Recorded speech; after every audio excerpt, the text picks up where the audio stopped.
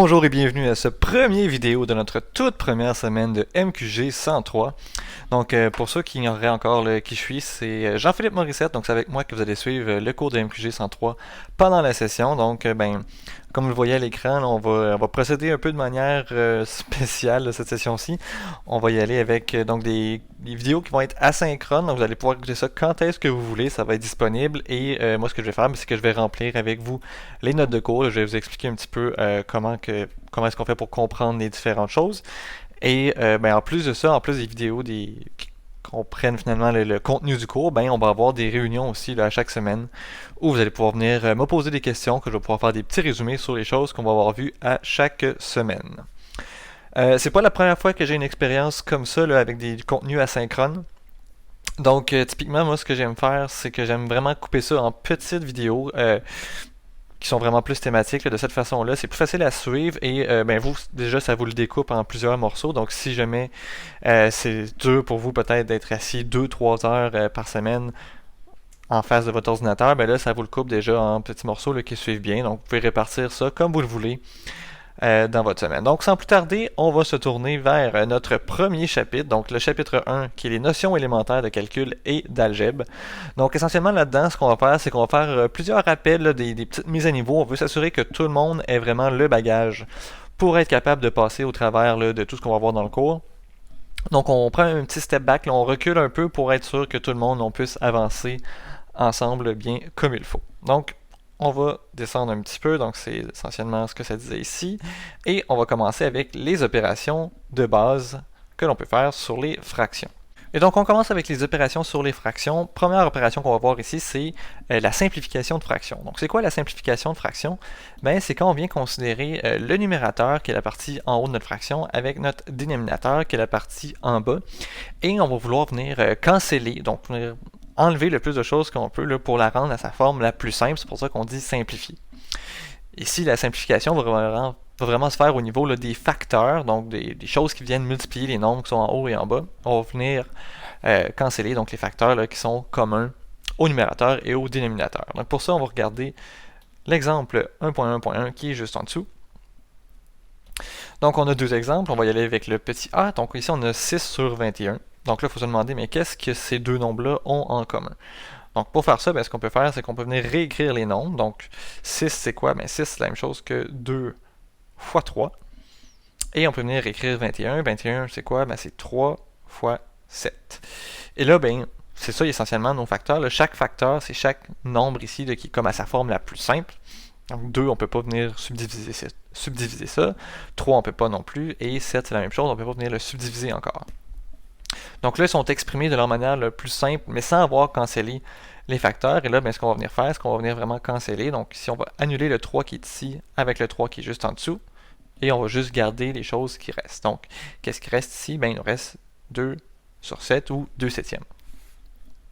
Petit b, on va faire exactement la même chose.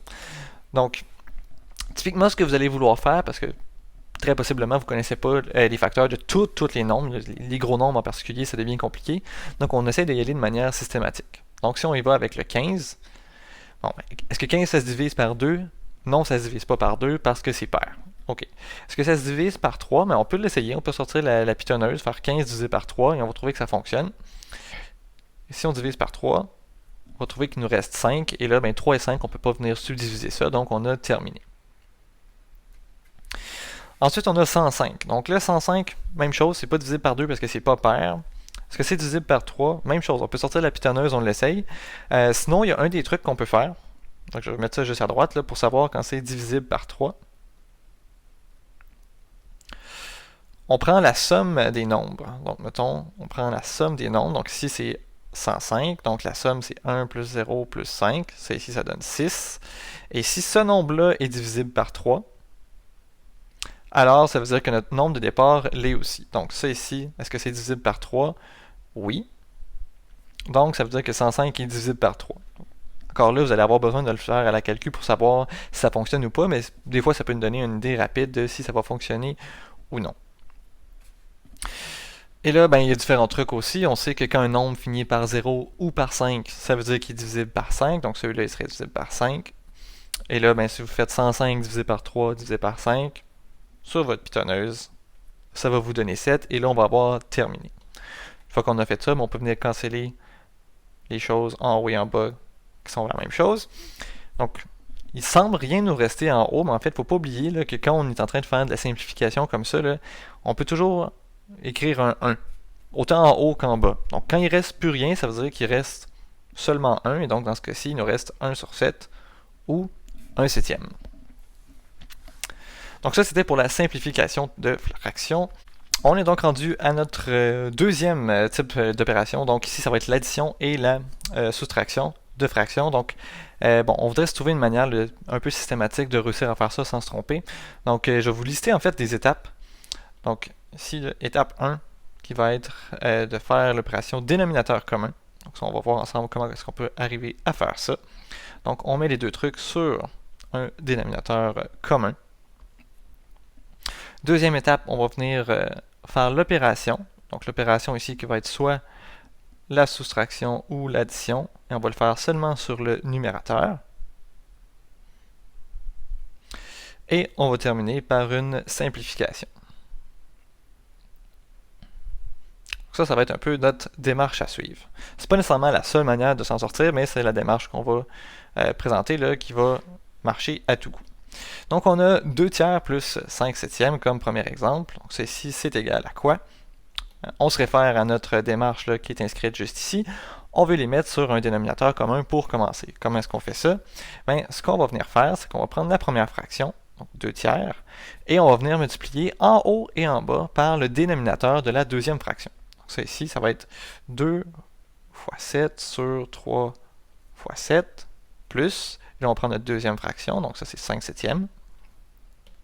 Et là, on vient regarder le dénominateur de la fraction à gauche et on multiplie par cette valeur-là. Donc, on fait 5 fois 3 ici. Et là, on regarde qu'est-ce que ça donne. Donc, 2 fois 7, ici on a 14 sur 21. Plus, on a 15 sur 21. Donc, 3 fois 5, ça donne 15. Et là, on additionne 14 plus 15. Donc, ça correspond à notre deuxième étape qui est ici. On fait juste additionner ce qui est en haut. Donc ici, on obtient 14 plus 15, ça fait 29 sur 21. Et la troisième étape, on regarde est-ce qu'on peut faire une simplification là-dessus. En fait, dans ce cas-ci, on ne pourra pas, donc il n'y aura pas de troisième étape parce que 29, on ne peut pas l'exprimer en facteur. Même chose pour le B, on applique la même logique. Donc on a 1 sixième moins 3 huitièmes. On veut mettre ça sur un dénominateur commun, donc on prend notre 1 sixième, on prend le dénominateur de la deuxième fraction ici qui est un 8. Donc on fait fois 8 moins 3 huitièmes. On regarde le dénominateur de la première fraction, c'est 6. Donc on fait fois 6 fois 6. Et donc là on se retrouve avec 1 fois 8, ça donne 8. 6 fois 8, ça fait 48, moins 3 fois 6, ça fait 18 sur 6 fois 8 qui est 48. Donc vous voyez, là, à chaque fois, on se retrouve avec le même dénominateur une fois qu'on a fait notre dénominateur commun. C'est le but de l'exercice. Et c'est pour ça qu'après, on peut appliquer l'opération directement seulement au numérateur. Donc si on a 8 moins 18, donc ça ici, ça fait moins 10 sur 48. Et là, ben, il nous reste à simplifier. Donc on voit que les deux nombres ici sont pairs. Donc on aurait moins 2 fois 5 sur 2 fois 24. Là, on pourrait venir canceller ces deux petits 2. Il nous restera moins 5 sur 24. Et ça, ce serait notre réponse qui serait simplifiée. Évidemment, il y a d'autres manières de s'en sortir. Donc si je prends un autre exemple que j'ajoute ici, rapidement, et je considère, mettons, 3 quarts moins 3 huitièmes, ben, je pourrais décider de faire l'étape de dénominateur commun, de multiplier par 8, multiplier par 4, mais on peut s'en sortir aussi autrement. Donc des fois, il y a des petites astuces qu'on peut voir. Donc on sait que 8, c'est la même chose que 4 fois 2. Donc on pourrait prendre notre 3 quarts et venir multiplier par 2 à gauche et laisser l'autre fraction intacte comme ça. On se retrouverait avec 3 fois 2, ça fait 6 sur 8, moins 3 sur 8. Et là, on voit encore une fois, ici, on a le même dénominateur. Donc, on a trouvé un dénominateur commun, mais en faisant une autre démarche. Et à partir de là, ben, on peut appliquer le reste de la démarche. Donc, on va s'occuper de l'opération sur le numérateur. Donc, si on a 6 moins 3, ça nous fait 3 sur 8. Et encore une fois, là, on arrive avec une fraction ici là, qu'on ne peut pas faire de simplification. Elle est déjà sous sa forme simplifiée, donc on a terminé. ça, c'était pour notre exemple 1.1.2. On va poursuivre avec la multiplication de fractions. Donc, on a l'exemple 1.1.3 qui est juste ici. On nous demande de calculer le résultat des multiplications. Donc, pour la multiplication, ce qu'on veut faire, dans le fond, c'est qu'on veut multiplier. Donc, on va multiplier les numérateurs ensemble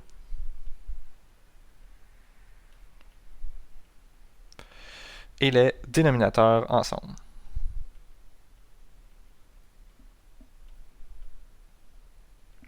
Donc, qu'est-ce que ça donne concrètement? C'est souvent dans celui-là qu'on se trompe le moins, parce que c'est la tendance qu'on veut tout le temps faire.